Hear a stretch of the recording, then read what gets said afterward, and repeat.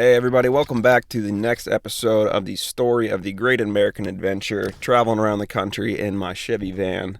This episode is mainly going to be about my time passing through the Gulf Coast of Florida. I did a number of different things through here, and I was excited to get into Florida. This was a state I've been looking forward to getting into, considering only things I really heard about Florida was there's a bunch of old people and some wild boys in Florida. And I tend to get along with both groups of people, and I was just excited to kind of see what the state had to offer. Originally, finding a place to stay in the Panhandle was manageable, but finding a spot to camp in Central Florida became a little bit more difficult. But here in the Panhandle, I did find a few nice spots. First night in, I just stayed I stayed in Pensacola at the Florida Welcome Center, which was a pretty easy place to stay. Nice alongside the highway there. But I did find a few nice campsites along the Panhandle here as well. It did get a little bit more difficult to find a spot to stay once I get more central into Florida. But I'm always looking for free campsites, and I did find a few nice ones here along the Panhandle. But the first nice campsite that I found was near the city of Holt, Blackwater State Park. I found a nice spot out there, buried out in the woods. I think it's actually just a boat launch, mainly is what it's used for. But a nice secluded area out in the middle of the woods, exactly the kind of place that I'm looking for. This spot was perfect. You're sitting along the edge of this small little cliff, overlooking a river bend, deep buried out in the woods of the Florida forest. Beautiful little spot. When I first showed up here, I was a little nervous about getting into the water because, you never know if there's going to be alligators out in these back Florida riverways. So I was a little hesitant to do any sort of swimming at this point until I didn't see any signs for alligators or any warnings like this, and there were also kayakers coming through. So I figured the water was safe, so I was even able to do some cliff jumping at this place. And after spending a night at a rest area, finding a spot like this is truly a blessing. It's awesome. You're just like, it's the exact kind of spots you're hoping to find, buried out in the woods with a beer and a bonfire, overlooking a river bend, just enjoying yourself. I ended up staying at this spot for 2 or 3 days. Not many people came out there. It stayed pretty quiet the whole time, although I did meet one other person, this woman named Sarah, who she said her trail name was Pringle because she had just finished hiking the Appalachian Trail. So we had like a nice conversation about that and some of the travels we'd been doing. And in reality, it's just nice to meet somebody else out on the road traveling and just seeking adventure and have a good time. She was probably around 40 years old or so. And it's just cool to see, there's other people out in the world, they're out having a good time, trying to, that are seeking adventure and excitement and something new. There was also, it looked like a motorcycle club had showed up at some point. I didn't go over and talk with anybody. I think they were just kind of coming out to do a quick memorial for one of their friends that looked like one of their fallen brothers, is what I assumed. Continuing down the Gulf Coast, I stopped really quickly off at Mexico Beach, just a quick, nice sandy beach I was driving by.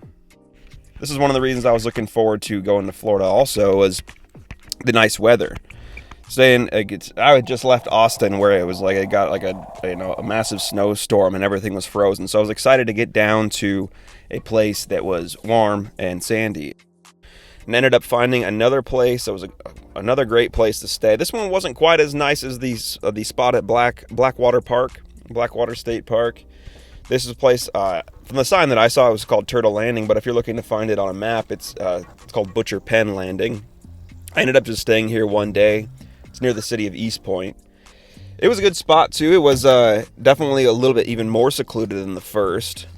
I was able to have a nice fire here as well, although it was a little bit more damp, and which, being more damp, there was quite a few more bugs here. Also, I remember the mosquitoes being pretty brutal.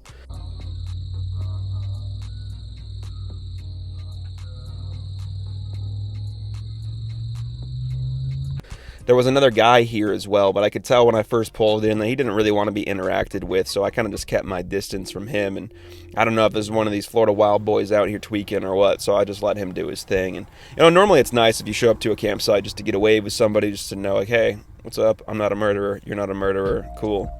And then continue on. But I didn't even get that, so I was like, all right, well, just keep your eyes open, keep your machete nearby, and you'll be all right. As far as I understand it, it's actually, scientifically proven that turtles are delivered by storks, so maybe this is the landing site for them, although I did not see any turtles, so maybe this data is incomplete. After leaving Turtle's Landing, I stopped off real quick, made some cheesy eggs and Carabelle for breakfast. After this, the stench was unbearable. I needed to stop off in Ocala at a Planet Fitness and get myself a shower and a workout while I was at it. Here's where it started to get a little bit more difficult to find places to camp. I did stay just one night in a Walmart parking lot in Chiefland, Florida. I had to go pretty far inland to find the next place to camp. I made it all the way to Hopkins Prairie Recreation Area. I stayed one day here, and this was a fantastic campsite. Initially showing up to this place, it felt like I was in a movie scene. I felt like I was in the Goonies or something. There was these trees. They were like they looked like weeping willows, but they were like oak hammock trees that were just bent over the road and kind of just drooping in these really interesting ways. Really beautiful campsite, really quiet throughout the whole campsite. I think there was only 2 other people, and one of the guys was the host that was there, who I actually ended up talking with him a little later. What a beautiful campsite that I get to stay at tonight here in mid-Florida near Ocala. Beautiful area. Probably one of my favorite campsites so far. Central Florida. Free wood someone left over. There was a lot of wildlife out here. Then there was signs out for alligators, so I was a little bit more cautious in this area, making sure to not get near the water and just kind of keep your eyes out for that. But just there being a water source here definitely kept a lot of wildlife in the area.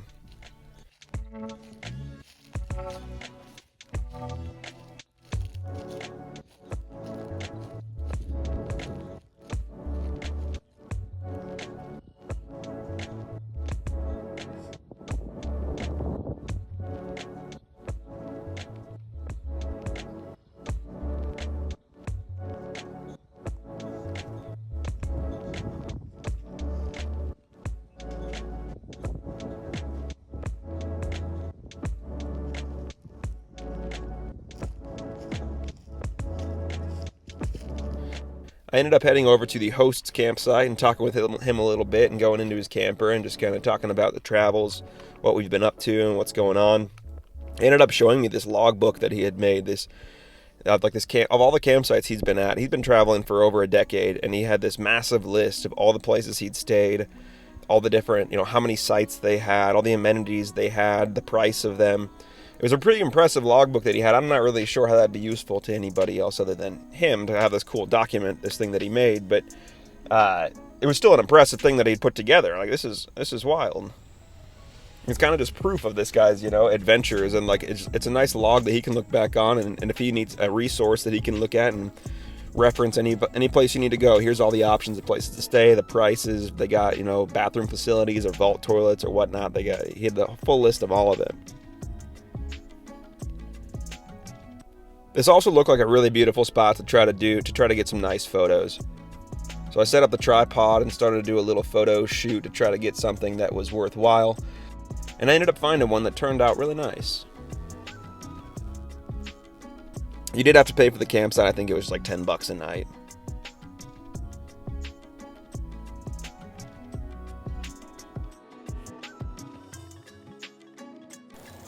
And as you can see here, I was woken by a government drone inspecting me in the morning.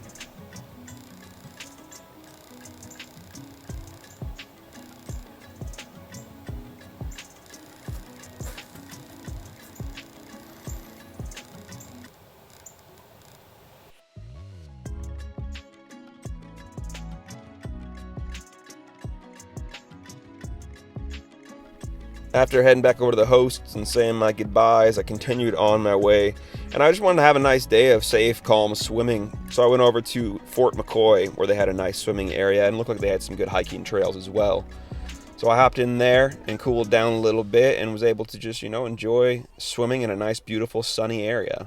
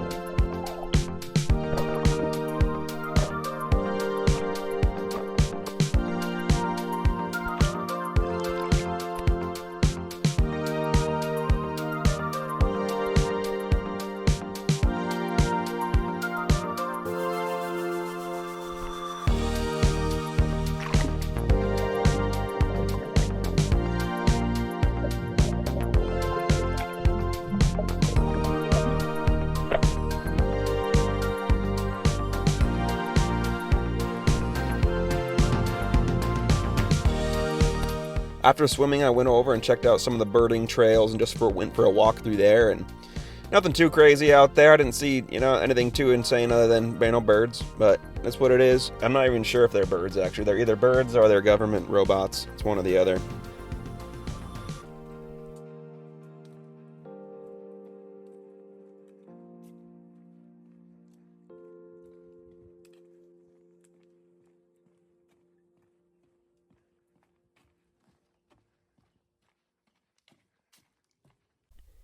The next place I stayed was at Potts Preserve. Camped out here a night or two. And this one you had to go online and make a reservation for, and you had to get a code to get past a gate and all that. But even with this, it felt more safe. It felt secluded. It kind of felt like it was a little bit more exclusive, where it was going to be, not just some random people out there, people that had actually gone online and found this spot. So it felt a little safer. I wasn't able to have a fire out here considering it was raining a good amount, which was all right. I mean, I've been having a lot of bonfires, and I guess it was all right to not have one night. There's a good amount of wildlife out here, mainly just birds and squirrels. I didn't see anything too big or crazy, no predators or deer or nothing like that. But it was a nice, safe spot.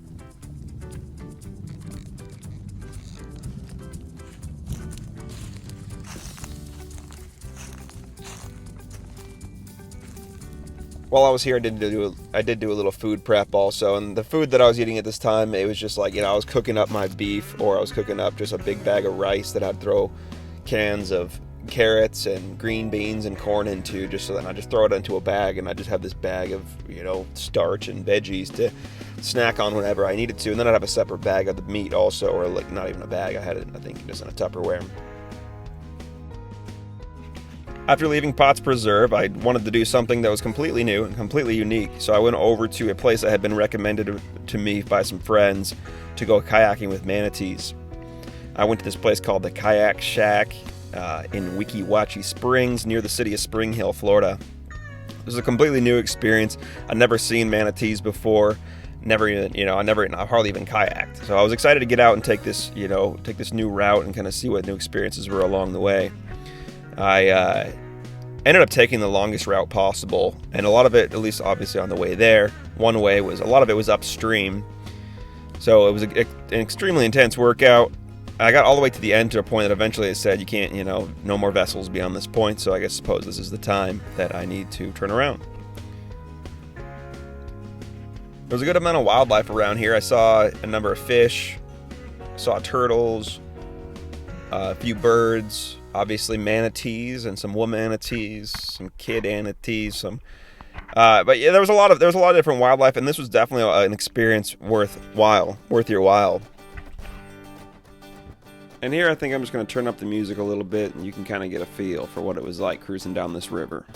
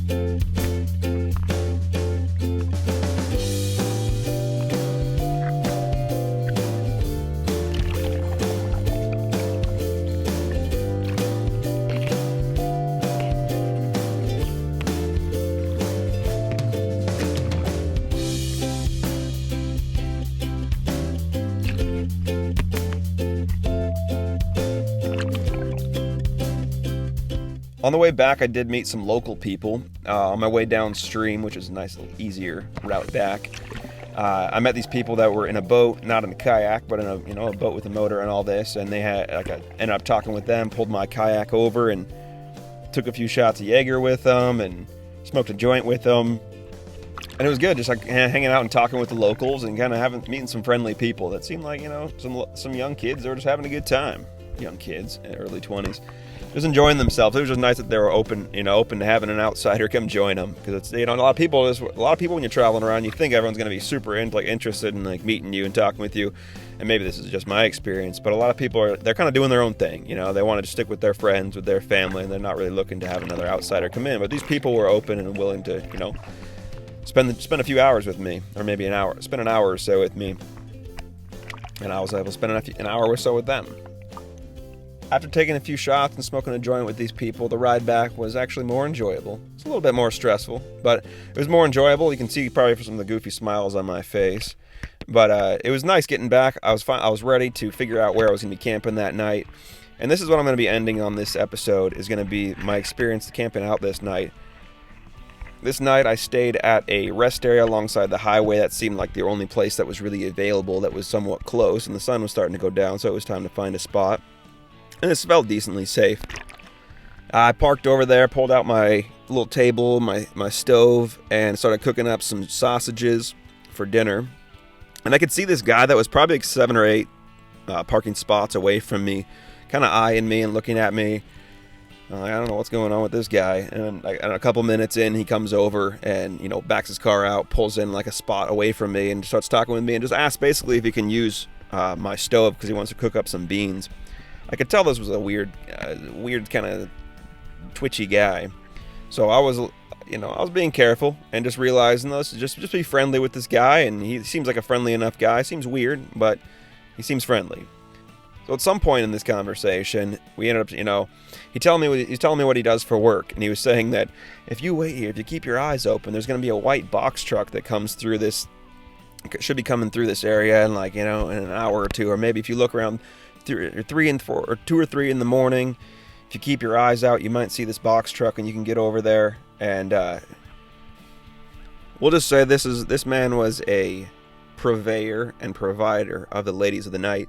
He was a prostitute deliverer, is the direct way to say that. In the middle of our conversation, him and I are talking back and forth about what we do, what's going on, and he ends up just pulling out a pipe and loading it full of meth. And he looks at me and he's like, "You seen this before, right? You're cool with this, yeah?" And I'm like, "Yeah, dude, sure, man. You do whatever you want. Like, I'm not going to tell you, no, I'm not going to do anything about this. I'm not going to deal with this. I'm not going to have you freak out and meth out on me. So whatever you need to do, brother." And after he smoked his meth, he was if I'm honest, he was friendly. He was like, he offered me up some stuff, some food that he got from the food bank recently. He gave me some vegetables and he gave me some macaroni and cheese. Box Velveeta macaroni and cheese that he didn't like that there was broccoli in it, which I had no problem with that. So I took that and ended up eating some of his food the next couple days.